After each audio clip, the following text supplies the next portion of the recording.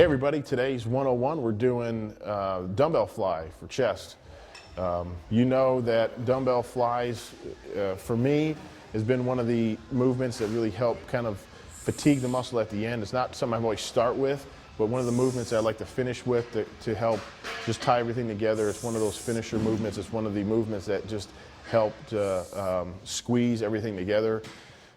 With the dumbbell fly, it's not something that you're trying to set records with weight, but more focus on the stretch, and then coming up, you'll see as I've developed over the years and my body is, I found the groove. Again, we talked about this groove with a lot of movements.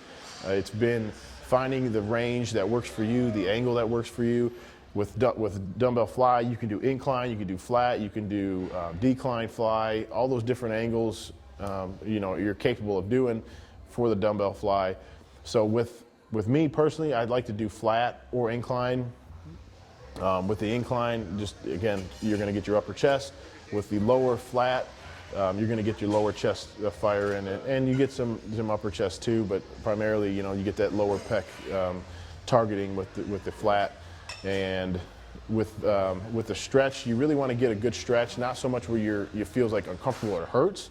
Because you don't want to have your shoulder rip out of socket or, you tear something, but you want to get a really good stretch, and you come up to what I like to do is kind of turn the dumbbells in a little bit to where I'm bringing almost like my pinkies together.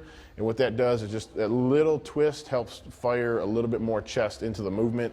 From there, I like to finish the movement. I may finish with like the fly stretch at the very end, just holding it, or I'll just pump out a few like partial reps. That just likes to finish off the movement. But ultimately, the idea to this is just stretching out the muscle after doing all the pressing movements, and you're getting a good stretch and contraction with it and the squeeze. My rep range typically with this is between 8 to 12. I don't like to go too heavy, so if I'm getting below 8 reps, that's going to be too heavy. And it's one of the movements where I may only use anywhere from 45 to 65 pounds. Because if I'm at the end of my workout and I'm super fatigued, it's just going to be one of those squeezing movements. So ultimately, chest fly is a really good way to finish off a really good chest workout.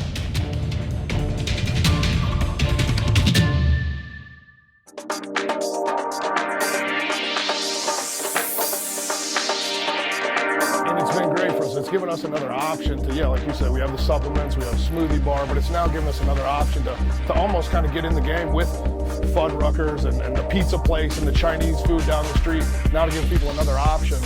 They can come in at lunch, get a healthy option for lunch. And yeah, to be able to come in and say, hey, I took a healthy lasagna home, ate it. Yeah, people are very interested, and then they go to their website and check out the icon.